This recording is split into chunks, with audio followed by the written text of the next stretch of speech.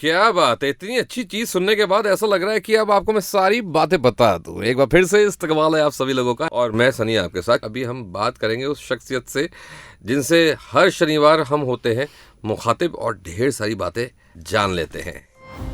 दोस्तों, आज हमारे साथ बॉक्स एफएम पर मौजूद हैं डॉक्टर रामावतार शर्मा, जिनके पास है 40 साल का चिकित्सकीय अनुभव और सोशल मीडिया पर फैल रही स्वास्थ्य से जुड़ी गलतफहमियों पर एक बेहद गहरी नजर। डॉक्टर शर्मा मानते हैं जानकारी तभी उपयोगी है जब वो सही और प्रामाणिक हो, लेकिन आज के डिजिटल दौर में जहां हर स्वाइप के साथ कोई नया हेल्थ टिप, डाइट ट्रिक या मिरेकल क्योर सामने आता है, वहाँ सच्चाई और भ्रम के बीच फर्क करना आसान नहीं रहा। कोई कहता है सुबह नींबू पानी जरूरी है, तो कोई बोलता है नहीं, नुकसानदेह है। कोई बताता है ये सुपरफूड आपकी इम्यूनिटी बढ़ाएगा, तो कोई कहता है बस मार्केटिंग गिमिक है। अब सवाल ये उठता है, आखिर सही क्या है और किस पर करें भरोसा? इन्हीं सब सवालों का जवाब लेकर आज हम बात करेंगे एक बेहद अहम विषय पर, सोशल मीडिया पर स्वास्थ्य संबंधी सूचनाओं का विश्लेषण। इस एपिसोड में डॉक्टर शर्मा हमें समझाएंगे कैसे सही और गलत हेल्थ जानकारी में फर्क करें, किन बातों का ध्यान रखें जब आप किसी हेल्थ ट्रेंड को फॉलो करें,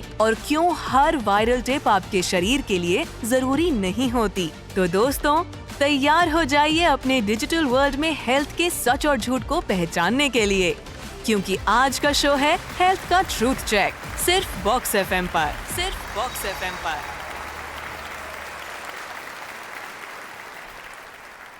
सर, मैं ये जानना चाहता हूँ, 40 साल हो गए आपको इस इंडस्ट्री में। आई एम सेइंग कि मतलब आपको प्रैक्टिस करते हुए कभी दिमाग में ऐसा ख्याल नहीं आया, जहन में ऐसा ख्याल नहीं आया कि कुछ और भी ज्वाइन कर लेता हूँ, कुछ और करता हूँ, अब बहुत हो गया, इस पेशे को छोड़ दूसरे पेशे में घुसता हूँ? नहीं, मैं करता रहता हूँ। बेसिकली क्या है कि मैं दिल से तो साहित्य का आदमी हूँ। अच्छा।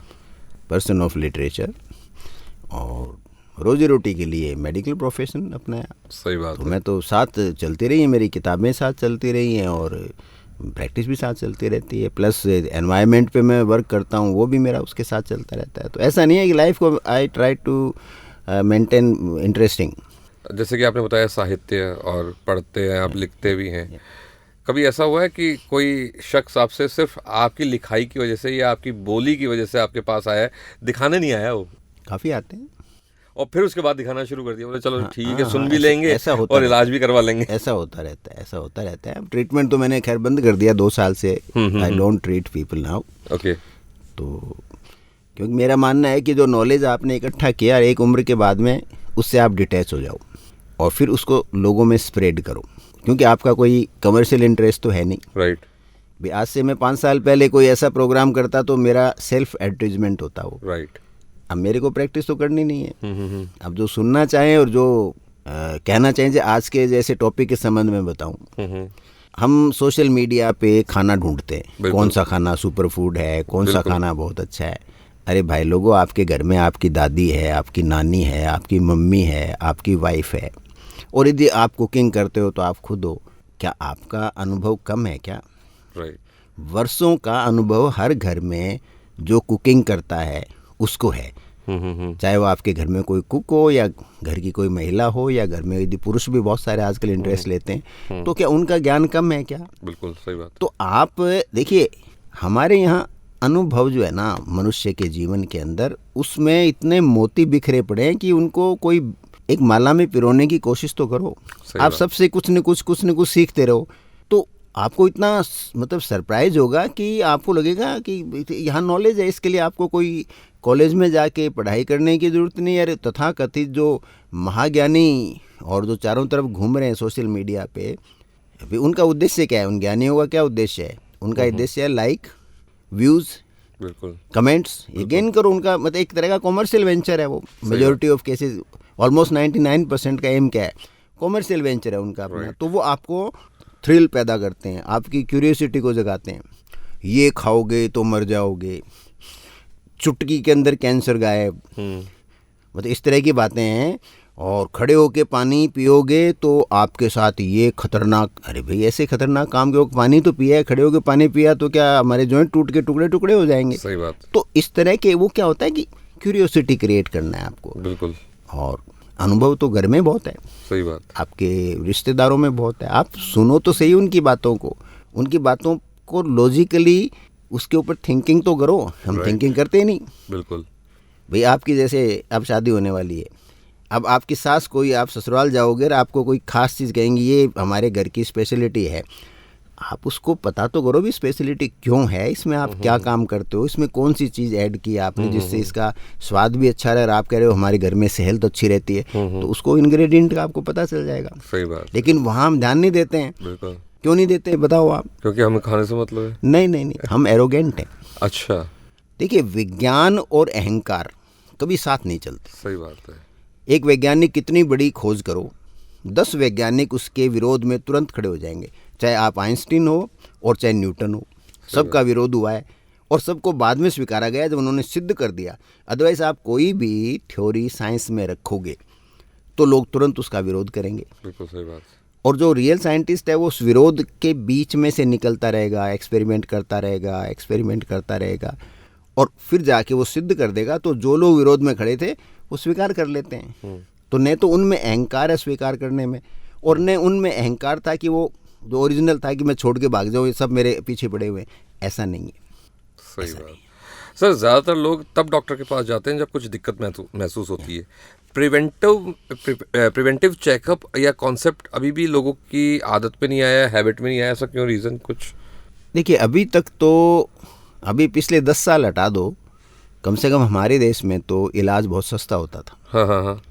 अभी 10-15 साल से ये मेडिकल इन्फ्लेशन आया है, तो ये जो मेडिकल मुद्रास्फीति आई है ये बहुत तेज़ी से बढ़ने वाली है। और अभी तक हमें ये भ्रम है कि साहब मैंने तो इंश्योरेंस ले रखी है तो मेरे को कोई फ़र्क नहीं पड़ता। वो भ्रम आपका अगले 2 से 5 साल में बुरी तरह से टूटने वाला है। क्योंकि यदि आप इंश्योरेंस लोगे तो प्रीमियम इतना हाई होगा कि मुझे आश्चर्य नहीं होगा कि आपकी सैलरी का 30% हर महीने प्रीमियम में जाएगा। यदि आप फैमिली की लेते हो तो 30 से 35% फिर आपके पास बचेगा क्या? तो ये सब जो है ना, ये जब बढ़ेंगे तो फिर आदमी प्रिवेंटिव मेडिसिन की तरफ जाना शुरू करेगा, क्योंकि बीमार होना बहुत महंगा हो जाएगा। राइट। ऑफिस से आपको छुट्टियां मिलनी बंद हो जाएंगी, जॉब्स हैं वो टेक्नोलॉजी की वजह से कम हो जाएंगे। तो जब आप चारों तरफ से घिर जाओगे ना, तब वो आपका अहंकार टूटेगा। अहंकार टूटेगा तो आप हम्बल होंगे तो आप अपने शरीर का ध्यान रखोगे। अब तो आप जवानी के जोश में, शरीर की आपको परवाह ही नहीं है, लेकिन जिस दिन वो कहीं न कहीं से कुछ बीमारी घुस जाती है तो आपको पता चलता है। सही बात है। सर, आपके एक्सपीरियंस में सबसे कॉमन डिजीज़ कौन सी है जिसे लोग लेट डिटेक्शन की वजह से इग्नोर मार देते हैं? मैं जैसे पैरों में कुलकुलाहट बहुत होती है, मैं इग्नोर ही करता हूँ हमेशा। कुलकुलाहट दर्द नहीं होता लेकिन हमेशा। हाँ, तो ये इंडिकेट करता है कि आपके कहीं न कहीं कोई डेफिशिएंसी है। अच्छा। जैसे मैग्नीशियम है, एक विटामिन ई हो सकता है, और एक दो और कंपाउंड होते हैं, लिवोकार्टिन है, उसकी कमी हो सकती है, प्रोटीन की डेफिशिएंसी हो सकती है, स्लीप डिप्राइव्ड हो सकते हो आप। तो ये सब इनको आपको एनालाइज करना पड़ता है। अच्छा। तो फिर जा कर के आप डायग्नोसिस के आसपास पहुंचते हो, और फिर जाके वो डेफिशिएंसी आपको पूरी करनी पड़ती है। अब सोशल मीडिया में क्या आता है, पैरों में दर्द चुटकियों में गायब, या ये दवा मिटाएगी, या ये खाओ तो आपके पैर का दर्द गायब।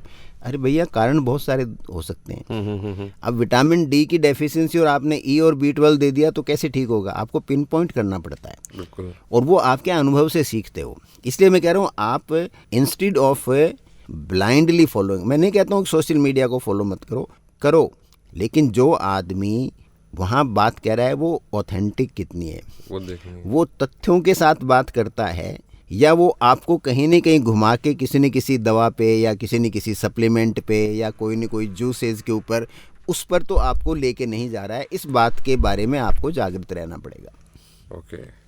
सर, एक आम हेल्दी इंसान को साल में कितनी बार और कौन कौन से बेसिक टेस्ट ज़रूर करा लेने चाहिए? वो तो अपनी पिछली टॉक में हुआ था। आजकल तो एक साथ जनरल बॉडी चेकअप होती है। हाँ। तो उसमें सारा आप 2-1 साल में एक बार करवा सकते हो। सर, तो ऐसा कई बार होता है, जैसे कि मैं अपने बारे में सोचता हूँ, कुछ और भी लोग हैं जो अपने बारे में ऐसा सोच सकते हैं कि मुझे तो क्या ही होगा, मैं तो रेगुलर चेकअप करा ही लेता हूँ। मतलब ऐसा जो माइंडसेट होता है ना कि मुझे तो क्या ही होगा, मैं वर्कआउट करता हूँ या रोज़ जॉगिंग पे जाता हूँ, मेरा फिट हूँ बिल्कुल, ऐसे माइंडसेट कैसे चेंज करें लोगों को? जिंदगी में एक बात याद रखिए, सुना है उन्हें भी हवा लग गई, हवाओं का रुख जो बदलते रहे। तो आप ये मत मानिए कि मैं सब कर रहा हूँ वो कंप्लीट है, आपको थोड़ी गाइडेंस की तो ज़रूरत रहेगी। किसी भी फील्ड में जाओगे और वो प्रॉपर गाइडेंस आपको लेनी चाहिए। ओके, क्या बात है सर। सर आजकल हर दूसरा रील या वीडियो की अगर बात की जाए तो किसी हेल्थ टिप पर ही होता है। ऐसे में आम लोग कैसे ये पहचाने कि कौन सी सलाह ऑथेंटिक है और कौन सी बस वायरल कमेंट? इसमें मैं बड़ा एक अच्छा सा एग्जांपल देना चाहूँगा। एक दिन मैं एक रील देख रहा था, तो उसमें एक भाई साहब कह रहे हैं कि आप यदि खड़े होकर पानी पियोगे हाँ, तो आपके यूरिक एसिड बढ़ जाएगा। अच्छा, अब पानी खड़े होके पीने से यूरिक एसिड बढ़ने का तो कोई संबंध नहीं है, क्यों? यूरिक एसिड तो मेटाबॉलिज्म का बाई प्रोडक्ट है। हाँ, तो यूरिक एसिड क्यों बनता है? हाँ, वो 2-3 मोटे कारण हैं। आपने खाने के अंदर फ्रक्टोज आवश्यकता से ज़्यादा ले लिया, जैसे आपने फ्रूट जूस के हाँ, 3-4 गिलास पी लिए, हाँ, या आपने जैसे आम के शौकीन हो, आपने 5-6 आम खा लिए, बिल्कुल, या खूब सारे संतरे हाथ लगे, आपने 10-12 संतरे खा लिए। और इसके अलावा जैसे बियर है, बियर के अंदर प्यूरिन नाम का एक होता है, तो प्यूरिन मेटाबॉलिज्म से का बाई प्रोडक्ट है ये यूरिक एसिड। या मटन किसी ने ज़्यादा खा लिया, फ्रिक्वेंटली डेली खाने लग गए, ऊपर से साथ में बियर पी ली, तो इन सब में प्यूरिन पाथवे होता है मेटाबॉलिज्म का, तो वो एक्टिवेट हो जाता है, चाहे फ्रक्टोज को ग्लूकोज में कन्वर्ट करना हो और या फिर डायरेक्ट जिनके अंदर प्यूरिन हो। तो वो खाने के अंदर जब आएगा तो फिर आपका यूरिक एसिड बढ़ेगा, क्योंकि उसमें यूरिक एसिड बहुत बनता है। अच्छा, खड़े होकर पानी पीने से क्या फ़र्क पड़ेगा? मैं लेकिन फिर भी कहूँगा पानी बैठ के पीना चाहिए। आप थोड़े सभ्य लगते हो, उसमें कोई इमरजेंसी है तो बात दूसरी, अदरवाइज आप पानी बैठ के पियोगे तो उसमें पानी में कोई कीड़ा वगैरह वो भी नज़र आ जाएगा। कई बार क्या है कि कोई मक्खी वक्खी आ जाती है, कई बार मधुमक्खी आ जाती है, कई बार कोई सॉलिड मटेरियल है, कंकर है, कोई पता लग जाता है आपको। और देखने में अच्छा लगता है, आराम से बैठ के माइंडफुलनेस के साथ पानी पियो। राइट, लेकिन ये कहना कि खड़े रह के पानी पियोगे तो यूरिक एसिड बढ़ जाएगा, ये बिल्कुल ही मतलब नॉनसेंसिकल बात है, इसका कोई बेस थोड़ी है। तो मैंने कहा ना, तर्क की बात कीजिए। जिंदगी में सदा डेटा, आंकड़े और तथ्य, फैक्ट्स एंड लॉजिक, आप इन तीनों को, कुछ भी सुनो, चाहे आप सुन सकते हो, आपकी मर्जी है किसी का भी, लेकिन यदि तीनों आपको नहीं मिले और कोई ब्लाइंडली कह देता है ये करो चमत्कार हो जाएगा, उस व्यक्ति से दूर रहो, क्योंकि उसने कोई लॉजिक नहीं दिया कि ये क्यों करो, ऐसे करने से क्यों होगा और ये चीज़ क्यों होती है। तो वो जिस दिन आपने लॉजिकली थिंकिंग शुरू कर दी तो फिर आप जो भीड़ के अंदर जो है ना कचरा, उसको तो हटा दोगे और जो क्वालिटी है उस तक आप धीरे धीरे पहुंच जाओगे। तो सोशल मीडिया का उपयोग आप कर सकते हो, लेकिन क्वालिटी को ढूंढने की कोशिश करो कि क्वालिटी कहाँ है। दूसरा क्या होता है, सोशल मीडिया पे यदि वो आपको कोई बात कहे कि कहीं कोई दवा की तरफ लेके जाते हैं, चाहे वो होम्योपैथिक हो, चाहे वो आयुर्वेदिक हो, चाहे एलोपैथिक हो, कोई भी हो, यदि धीरे धीरे आपको वो गाइड करते हैं कोई दवा की तरफ, तो वहाँ आपको जागृत रहना पड़ेगा, ठीक है ना। और या वो कोई इस तरह से आपको लेते हैं कि पर्टिकुलर तरह की लाइफस्टाइल आप अडॉप्ट करो, वो आपको कंट्रोल करने की कोशिश करे, तो वहाँ ध्यान रहो, ये नहीं खाना चाहिए। नहीं, ये डॉक्टर का काम नहीं है, ये किसी ज्ञानी का भी काम नहीं है कि वो दूसरे के खाने पीने को कंट्रोल करे। उसके सामने फैक्ट रखो आप, फिर उसकी अपनी चॉइस है, क्योंकि कोई भी धरती पे ऐसी चीज़ खाने वाली बनी नहीं है जो 100% गड़बड़ है। बात पोर्शन की है, आप कितना खाते हो। आप कचौरी खाते हो, हफ्ते में एक बार खा लिया, आपको अच्छा लगता है, उसमें कोई बुराई नहीं है। आप दिन में 4 बार खाओगे तो बुराई है। आपने भुजिया 3 चम्मच 2 चम्मच खा लिए कोई स्वाद के लिए, ओके, अब आप कटोरी भर के खाने लग जाओगे। तो कहने का मतलब है you have to make a balance, क्योंकि लाइफ, पूरी ज़िंदगी क्या है, पूरी ब्रह्मांड किस पे टिका हुआ है? बैलेंस पे। राइट, तो आप बैलेंस को क्यों तोड़ो भैया? आपको आप में ऐसी कौन सी शक्ति आ गई? वो क्यों शक्ति कहाँ से आती है? आपके ईगो से, आपके एरोगेंस से। तो एरोगेंस को छोड़ो, घमंड को छोड़ो और बिल्कुल हम्बल बनो। और सिंपल सा फिनोमिना है, कम खाओ, पेट भरने से थोड़ा कम खाओ, राइट, गम खाओ। राइट, जो ज़िंदगी की तकलीफ़ है ना, हाँ, उनसे चीखो चिल्लाओ मत, उनको धीरे धीरे अपने अंदर आत्मसात करके उनको डाइजेस्ट कर डालो राइट, और नम जाओ, थोड़े हम्बल बनो। बिल्कुल। बड़ा सिंपल सा फिनोमिना है, आप ये तीनों को अपना लो, आपको कुछ भी करने की ज़रूरत नहीं है इसके अलावा ज़िंदगी में। सर आजकल देखा जाए तो मैंने कई लोगों को देखा, डिटॉक्स करने के लिए ये ड्रिंक पी लो, लौकी का juice P low, miracle diets हैं, फैट लॉस मतलब बहुत सारी चीज़ें, मतलब हर तरह के चैलेंजेस वायरल हो रहे हैं आजकल। क्या ये शॉर्ट टर्म एक्साइटमेंट लोगों लॉन्ग टर्म में नुकसान भी पहुंचा सकते हैं? देखिए, मैंने कहा ना कि एक तो धरती पे आपके अलावा कोई दूसरा चमत्कार है नहीं। आप नींद से उठे, सुबह जग गए, सबसे बड़ा चमत्कार ये है। अदरवाइज़ कोई चीज़ चमत्कार नहीं। हर एक के पीछे पूरी जो प्रकृति विकसित हुई है ना, हाँ जी। वो किस पे विकसित हुई है? वो लॉजिक पे विकसित हुई है। राइट। पूरा जो अस्तित्व है, पूरी एग्जिस्टेंस है, उसके हर एक के पीछे एक लॉजिक है। आपने जानते नहीं, ये चीज़ ऐसे होगी, ये चीज़ ऐसी होगी, छिपकली ऐसी होगी, मोर ऐसे करेगा, ये क्यों करता है, हम सब के कारण हमें पता है। तो आप लॉजिक के साथ जाओ। मिरेकल नाम की कोई चीज़ नहीं है। मैंने जैसे अभी आपको बताया कि भाई आपके डेफिशिएंसी है विटामिन डी की, और आपको मिरेकल डाइट के अंदर वो दे रहा है विटामिन सी, तो आपको क्या फ़ायदा होगा? सही बात है। एक को फ़ायदा हो सकता है जिसके विटामिन डी की कमी होगी। मान लो 100 आदमियों को दिया, 10 आदमियों को डेफिशिएंसी है। सही तो बात। होता क्या है, जो 10 आदमी हल्ला मचाते हैं, अरे साहब गजब कर दिया, ये तो चमत्कारिक दवा है। ऐसा कोई भी चमत्कार नहीं है। मैं एक छोटा सा उदाहरण देता हूँ पर्सनल एक्सपीरियंस से। कई बार मेरे जो लेफ्ट नी जॉइंट में हल्की सी, मैं बैठा रहता तो हल्की सी स्वेलिंग आ जाती थी। अच्छा। तो इस बार मेरे रूफ टॉप गार्डन में मिर्चियाँ बहुत सारी उग गई, हाँ और खूब मिर्ची लगी। अब लगा भी इस मिर्ची की इतनी बड़ी क्रॉप है, इसका क्या किया जाए। हाँ। तो हमने उसको मिर्ची को तरह तरह से खाना शुरू किया, अच्छा। एंड यू आर सरप्राइज कि मेरे वो जॉइंट की स्वेलिंग है वो गायब हो गई। अच्छा। लेकिन यदि मैं ये कहूँ कि भाई साहब रात दिन मिर्ची खाओ जो ठीक हो जाएंगे, तो ये मेरी नादानी है, मेरी नासमझी है। हो सकता है कोई न कोई ऐसा तत्व, ऐसा कोई कंपाउंड मिर्ची में होता है जिसकी मेरी बॉडी में डेफिशिएंसी थी, जी। तो मैंने कंज्यूम किया, तो वो डेफिशिएंसी मेरी पूरी हो गई, तो मेरी प्रॉब्लम है वो सॉल्व हो गई। लेकिन इसका मतलब यानी मैं छत पे खड़ा होकर चिल्लाऊं कि साहब मिर्ची खाओ और जोड़ बचाओ।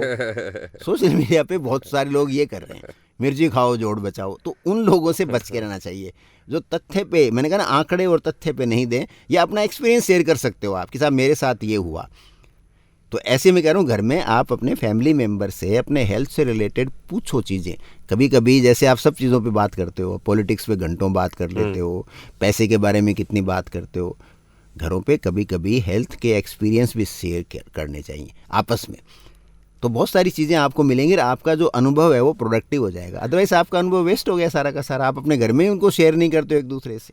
सही बात है सर। और कितने घरों में सुबह बैठ के हेल्थ के ऊपर चर्चा होती है? कभी नहीं होती, सालों साल में नहीं होती, पूरी ज़िंदगी में लोग बात नहीं करते। तो शेयर योर एक्सपीरियंस। सर आपके हिसाब से फेक मेडिकल न्यूज़ या हेल्थ मिथ्स फैलने वाले सबसे बड़े सोर्सेस क्या है, रीज़न क्या है, वजह क्या है? रीज़न तो बड़ा सिंपल है। हर दूसरा आदमी आपको कंट्रोल करने की कोशिश करता है, किसी न किसी तरीके से। इसमें ज़्यादातर लोग फार्मा कंपनियों को बदनाम करते हैं, लेकिन मेरे को लगता है फार्मा कंपनियों के बराबर ही जो सोशल इन्फ्लुएंसर है ना, वो भी कम नहीं है। सही बात। जब तक कोई, देखिए, तथ्य को, फैक्ट्स एंड डेटा को सामने लाना आसान काम नहीं है। सही बात है। आज जैसे मैंने अपनी ये टॉक करी, तो मैं पिछले 7 दिन से चीज़ें इकट्ठी कर रहा हूँ। हाँ। मैं हर मेरी टॉक से पहले पूरे के पूरे, और 6 या 7 दिन में पूरा उसका स्टडी करता हूँ कि मैं फैक्चुअली गलत नहीं बोलूँ कुछ। सही बात। भाई मेरे टॉक से किसी को फ़ायदा हो या नहीं हो वो अलग चीज़ है, लेकिन मेरी टॉक से किसी को नुकसान नहीं होना चाहिए। तो ये पहला फंडामेंटल रखो, और एक रिस्पॉन्सिबल पर्सन है ना, उसकी राय मानो। सोशल मीडिया में क्या है कि कोई भी आदमी ज्ञानी बनकर आ जाता है, आप उसके बारे में कुछ भी नहीं जानते हो। हाँ। मैं तो कहता हूँ उसके बारे में पूरी ऑथेंटिसिटी होनी चाहिए, और इनको करना चाहिए सोशल मीडिया को कि उस व्यक्ति की डिग्री वगैरह है कि नहीं है, उसका एक्सपीरियंस है कि नहीं है, वो प्रूफ के साथ हो, तब जाके वो अलाउ करना चाहिए। और आज नहीं तो हो जाएगा, 5-10 साल के बाद में आप देखना कि हर एक आदमी ऐसे राय नहीं दे सकेगा। अभी ये नया नया मीडिया डेवलप हो रहा है। सही बात है। और जो ही एक स्टेज आएगी कि इसके ऊपर इस तरह के जो है ना वो कंट्रोल शुरू होंगे कि बिना कोई आप अपने नॉलेज या डायरेक्ट एक्सपीरियंस के आप कोई बात ऐसे नहीं कह सकते। जैसे आपने एक वर्ड किया super food. Super food myth है, और आपको एक डराने के लिए अपना सामान बेचने की कला है। What is super food? मान लो आपकी बॉडी में एडिक्वेट प्रोटीन है, हाँ। और आप कहते साहब ये सुपर फूड है, प्रोटीन रिच है, हाँ। और आप वो प्रोटीन खा लेते हो, बहुत महंगा है, छोटा सा डब्बा आएगा 1500-2000 रुपये का। हाँ। फिर उस प्रोटीन का क्या करोगे आप? जब आपकी बॉडी में ऑलरेडी प्रोटीन है, तो आपका शरीर, आपको पता है उस प्रोटीन जो आपने लिया क्या करेगा उसका? निकल जाएगा वो तो ऐसे ही। वो ग्लूकोज में कन्वर्ट हो जाएगा। हाँ। हमारी बॉडी प्रोटीन को स्टोर नहीं कर सकती। अच्छा प्रोटीन सीमेंट है। अच्छा। आप सीमेंट को आप एक बार पानी मिला दो, हाँ बजरी और पानी से मिला दो, तो क्या वो सीमेंट अगले दिन काम आता है? बिल्कुल नहीं आता। वो तो उसी दिन काम आएगा या उसको फेंकना पड़ेगा। बिल्कुल। तो same is with protein. Protein is a building block, protein is a bodies cement, हमारे शरीर का सीमेंट है। तो अभी लिया, आपकी जितनी डेफिशिएंसी है वो पूरी करी, बाकी को बॉडी क्या करती है? ग्लूकोज में ग्लूकोज कन्वर्ट बना कर देती देती है। तो आपने 1500 रुपए की चीज़ ली हाँ। और 30 रुपए की चीनी में कन्वर्ट कर दिया। ये कौन सी इकोनॉमिक्स है भाई? ये कौन सी समझदारी है? सही बात। प्लस शुगर का लोड बढ़ गया आपकी बॉडी में। आप तो कह रहे हो प्रोटीन है, मेरी मसल बनेंगी। हाँ। भाई डेफिशिएंसी है ही नहीं। हाँ। तो इसलिए super food is a myth. Super food एक भ्रम की स्थिति है। सुपर फूड की यही है कि साहब इसका ये सोर्स अच्छा है, तो वो सोर्स गाजर का में भी आपको भी मिलेगा, आपको कभी आपको आलू में मिलेगा, जैसे मैंने कहा, कभी मिर्ची में मिलेगा, कभी आपको संतरे में मिलेगा। आपके शरीर में किसकी डेफिशिएंसी है? जैसे पहले स्कर्वी नाम की बीमारी होती थी। अच्छा। तो उसमें क्या, हड्डियाँ टेढ़ी मेढ़ी होती थी, दांत गिर जाते थे। अच्छा। और मसूड़े में से खून आने लग जाता था। बहुत लोग मर गए, लाखों लोग मरे हैं इस स्कर्वी से। वो और खास करके समुद्री यात्रा वाले लोग बहुत मरते थे। अच्छा। बच्चे बहुत मरते थे स्कर्वी से। कारण क्या था कि आप देखो 17वीं 18वीं 17वीं सदी में आप जाओगे तो उस समय दुनिया में नींबू को नहीं खाते थे लोग। अच्छा। जानते नहीं थे नींबू के बारे में। अच्छा। संतरा मौसमी नहीं खाते थे। ओके। हाँ, उस समय नहीं खाते थे, ये बहुत बाद में आए हैं। अच्छा। तो विटामिन सी की डेफिशिएंसी हो जाती थी। अब ऐसे ही एक बार जैसे जा रहे थे शिप के अंदर, तो एक आदमी की जो वाइफ थी, हाँ हाँ। उसने कैसे न कैसे पता नहीं क्यों सीखा, डिटेल तो बहुत पुरानी बात होगी, हाँ। कोई 500-700 साल पुरानी है, इसलिए मुझे याद नहीं है थी और डिटेल में लिखा भी नहीं है। उसने उसको लेमन दे दिया कुछ कि खाने के बाद में चूस लिया, अगर अच्छा लगता है मेरे को, ढूंढ के लाई होगी गाँव में। हाँ। तो उसको 20-30-50 लेमन डाल दिए कि दांत साफ कर दिया अगर इससे। अच्छा। तो जब आगे पहुंचे उसके शिप वाले, जैसे 300-400 लोग थे, तो 100-150 तो रास्ते में मर गए। और बाकी पहुंचे, उनकी हड्डियां टेढ़ी हो रही हैं, आधों के दांत झड़ गए। वो बेटा हट्टा कट्टा रहा एक। हाँ। तो फिर ये बहुत बड़ा बात उठेगी। इसमें क्या हुआ, हाँ। फिर सारे खाने का एनालाइज किया। हाँ। एनालाइज किया तो पता चला कि ये तो लेमन खा रहा था। हाँ। तो दे स्टार्टेड गिविंग लेमन, और स्कर्वी दुनिया से गायब हो गई। अच्छा। अभी मैंने पिछले 40 साल से कोई स्कर्वी का केस नहीं देखा। मैं पढ़ता था तब 2 या 3 केस देखे थे, वो इधर नागौर की तरफ से आए थे। अच्छा। क्योंकि उस समय नागौर वगैरह में, डीडवाना, इस एरिया के अंदर 1970 की बात कर रहा हूँ, 74-75 की। हाँ। तो उस समय उधर कोई लेमन वगैरह का यूज़ नहीं करते थे लोग। अच्छा। तो वहाँ से कुछ केसेस आए, उसके बाद में गायब हो गया। क्यों? हर आदमी कोई संतरा खा रहा है, कोई लेमन ले रहा है, कोई मौसमी ले रहा है, कोई नहीं कोई सिट्रस आंवला ले रहा है। ये पहले लोग खाते नहीं थे, आज से 200, 500, 600 साल पहले जाओगे तो आप, तो वहाँ उसके लिए वो सुपर फूड था, विटामिन सी। अब आज आपको वही खिलाएं, जैसे अपने आंवले को ले गए, खूब आंवले खाओ साहब, बीमार नहीं होगे। खूब में मत खाओ, बैलेंस्ड खाओ। क्यों? आवश्यकता से अधिक है, आप किडनी को ओवरलोड कर रहे हो। तो ये जो फैलाया जा रहा है ना कि आंवला चमत्कार कर देगा, और हमारे वो ऋषि हुए थे और उन्होंने साहब ऐसा बनाया कि साहब हमारा च्यवनप्राश खाओ और तुम अमर हो जाओगे, सब बीमारियों से। नो, आपको डेफिशिएंसी होगी तो ही आपको उसका फ़ायदा मिलेगा। सही बात है सर। एक चीज़ है कि आजकल मैंने भी देखा है, मैंने भी यूज़ किया है, इसलिए लोग जो सप्लीमेंट्स है ना, वो प्रोटीन पाउडर्स का यूज़ फैशन की तरह करते हैं। कोई भी सप्लीमेंट हो तो मतलब क्यों ये ट्रेंड मेडिकली आया है या सोशल मीडिया? ये देखिए, ये तो आदमी के लालच से आया है। मैंने कहा नहीं, प्रोटीन के आपके डेफिशिएंसी होगी। हाँ। तभी तो लोग हैं ना आप। सही बात है। भाई आपके डेफिशिएंसी है नहीं तो फिर आप प्रोटीन ले रहे हो तो वो तो ग्लूकोज में कन्वर्ट हो जाएगा। सही बात है।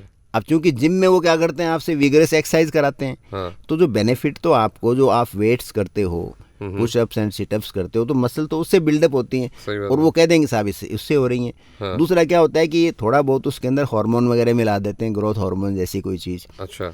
या हार्मोन स्टिमुलेट करने वाले कोई डाल देते हैं, तो आपके शरीर की ग्रोथ फास्ट होती है। अच्छा। लेकिन फास्ट है वो स्टेबल है कि नहीं है। सही बात है। और इसलिए आपने देखा कि जिम के अंदर कई ट्रेजेडीज होते हैं। अभी एक बहुत बड़े बड़े बॉडी बिल्डर थे, उनकी भी डेथ हुई है पिछले दिनों, छोटे से कोई ऑपरेशन में ही। तो कार्डियक अरेस्ट हो गया, ठीक है ना। तो वो फिर उसके साइड इफ़ेक्ट भी होते हैं, क्योंकि आप आर्टिफिशियली बॉडी को नहीं कंट्रोल कर सकते। बिल्कुल सही फरमाया सर आपने। सर आयुर्वेदा होम्योपैथी और एलोपैथी तीनों के बीच कन्फ्यूजन बढ़ता जा रहा है। पेशेंट्स को बैलेंस अप्रोच कैसे अपनानी चाहिए? जैसे कि अभी कुछ दिनों पहले मेरे फादर की तबीयत ख़राब हुई थी, तो एलोपैथिक ले रहे थे वो, तो अचानक से किसी ने बोला कि आप आयुर्वेदिक शुरू करो, फिर कोई बोला कि होम्योपैथिक शुरू करो, रिजल्ट धीरे आएगा लेकिन अच्छा आएगा। तो इतना कन्फ्यूजन पैदा हो जाता है ऐसे टाइम पे। देखिए ये सब तो कॉमर्स है, हर आदमी अपने अपने, होता क्या है कि बीमारी से, बीमार आदमी से बड़ा कोई ग्राहक नहीं हो सकता। सही बात है। वो इतना कंफ्यूज्ड होता है बेसिकली देखें तो, और सब बड़ा प्यार से मीठे बोल बोल के उसको एक्सप्लॉइट करते हैं। सही बात। ठीक है ना, साइंस तो सारी अच्छी हैं, बात है डायग्नोसिस की। और किसी भी फील्ड में आजकल हो क्या गया है, चाहे होम्योपैथिक हो, चाहे एलोपैथिक हो, चाहे आयुर्वेदा हो, डायग्नोसिस की बड़ी दिक्कत हो रही है। सारी डायग्नोसिस जो है ना वो इन्वेस्टिगेशन पे डिपेंड हो गई। तो इन्वेस्टिगेशन पे जब डिपेंड हो गई तो डॉक्टर्स के पास क्या है कि जो क्लिनिकल एक्सपीरियंस है, जिसको अनुभव कहते हैं, जिसको तजुर्बा कहते हैं, वो तजुर्बे की कमी हो गई। और तजुर्बे की कमी होने से वो रोगी को कॉन्फिडेंस में नहीं ले सकता। यदि आपका तजुर्बा है ना तो आपका रोगी फ़ौरन आपको समझ जाएगा कि ये आदमी को पता है, वो जल्दी से आपको छोड़ के जाएगा नहीं। सही बात है। और जाएगा तो आपके गाइडेंस में जाएगा कि साहब मैं ये काम कर लूँ क्या। सही बात है। ये मेरे को फलाने का है, मैं इसकी राय भी ले लूँ क्या, वो आपको कॉन्फिडेंस में रहेगा। तो मेरा ये मानना है कि जो भी आप इलाज कराते हो एक अच्छा डॉक्टर आपके नज़र में होना चाहिए, और आप किसी की भी राय ले सकते हो, तो आपकी चॉइस है, लेकिन आप उसकी गाइडेंस में लो, उसको कट ऑफ मत करो कि साहब मैं ये कर रहा हूँ, ऐसे ऐसे करना चाहता हूँ, एक बार मैं आपको दिखाऊंगा, लेकिन मैं आप ये करना चाहता हूँ। तो फिर आपको क्या है कि कॉम्प्लिकेशन में नहीं फंसोगे।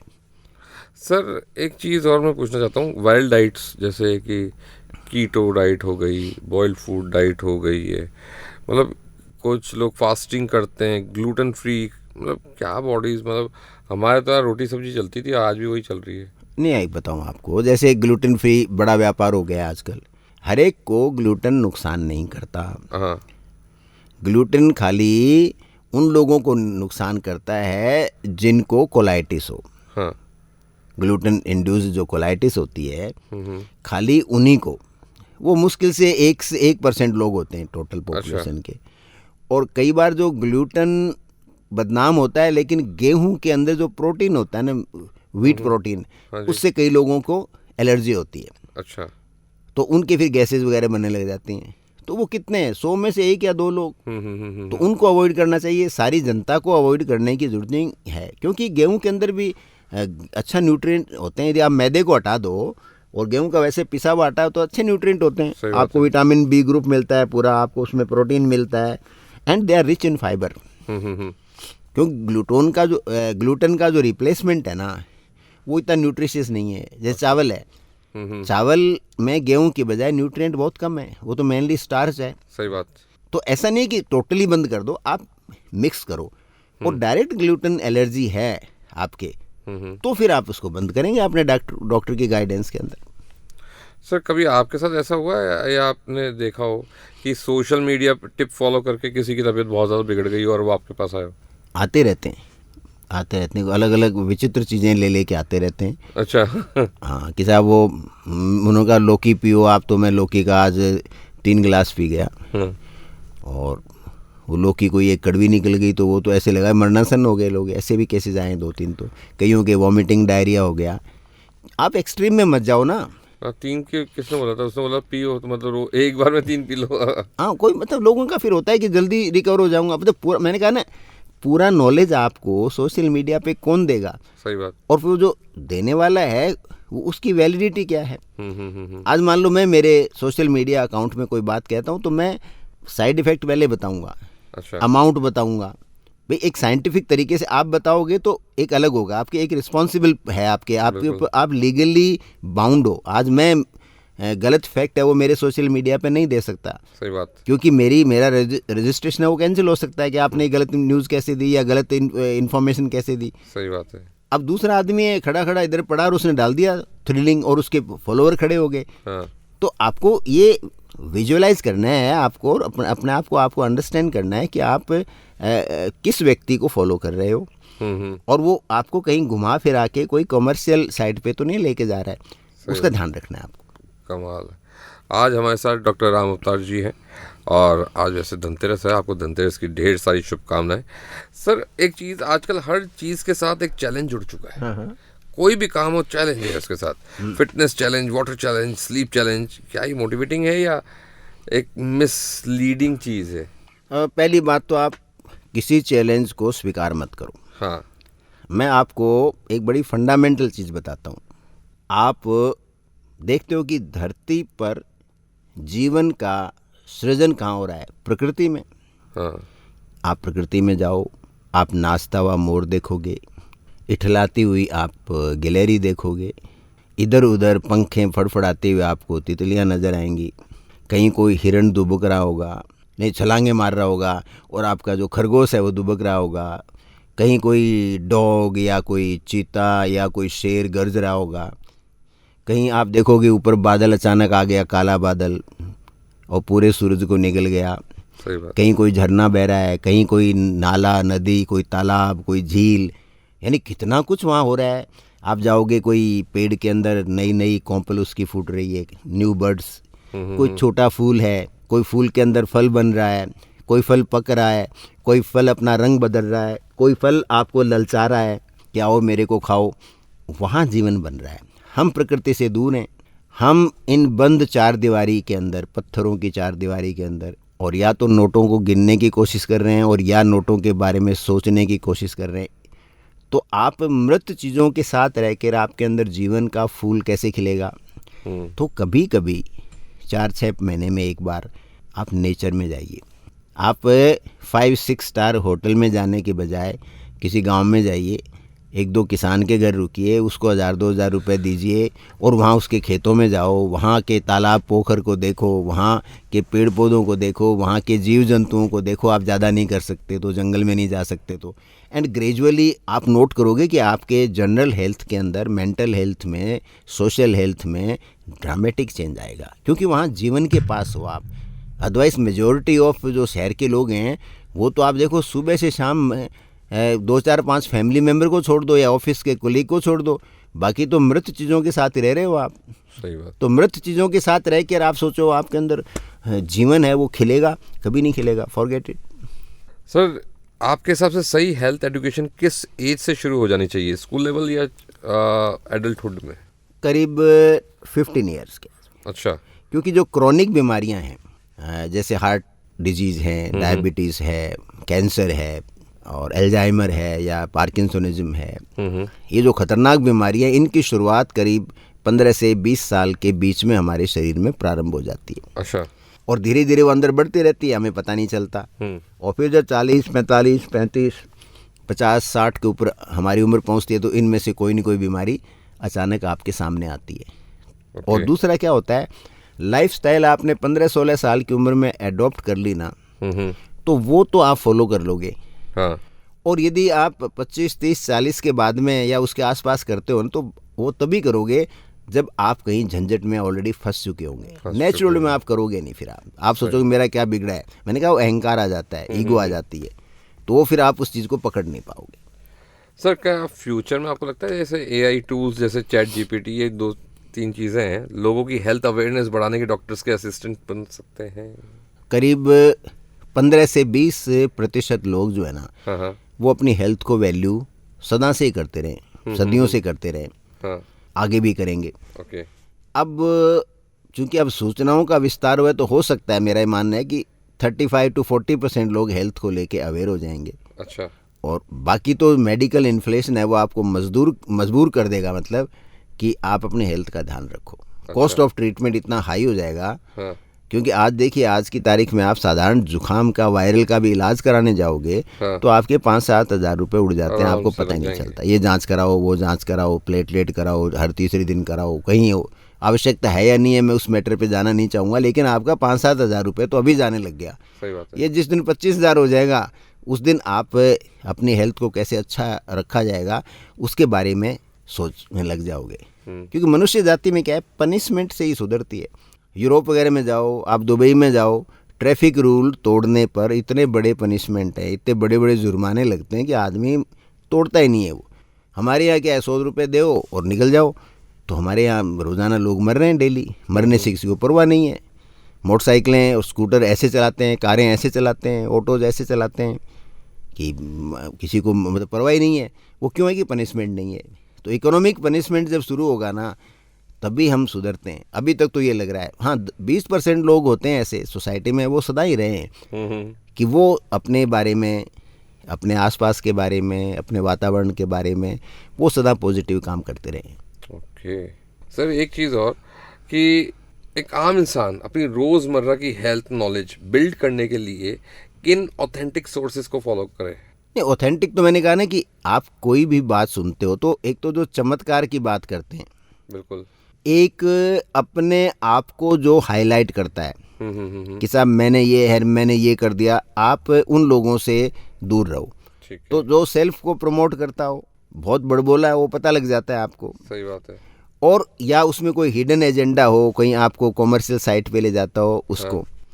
और प्लस जो आपको जो भी बातें वो बताता है उसमें मैंने कहा ना आंकड़े होने हैं चाहिए, बिल्कुल सही उसमें कोई न कोई तथ्य होना चाहिए, वो उसमें रेफरेंस मिले कि साहब अभी ये रिसर्च हुई है यहाँ पे, अभी ये, क्योंकि आजकल इसमें बहुत झूठ है कि साहब फलां यूनिवर्सिटी के अंदर ये रिसर्च हुई है, नोबेल पुरस्कार जापानी ने ये किया है कि साहब भारत का ये है ना, ये खाने से और ये हो गया। ऐसा कोई नोबेल पुरस्कार होता ही नहीं है, हाँ, ऐसी यूनिवर्सिटी कोई होती नहीं है। तो इस तरह के जो फेंकी हुई चीज़ें हैं ना, हाँ। उनको आप पकड़ने की ज़रूरत नहीं है। जो आदमी ऑथेंटिक होता है और उस फील्ड का ही आदमी है, आप उसी की बात को फॉलो करो। Great sir. सर लास्ट में आपसे यही कहूँगा सर, जाते जाते हमारे लिसनर्स, बॉक्स एफएम के लिसनर्स, उनके लिए क्या मैसेज है?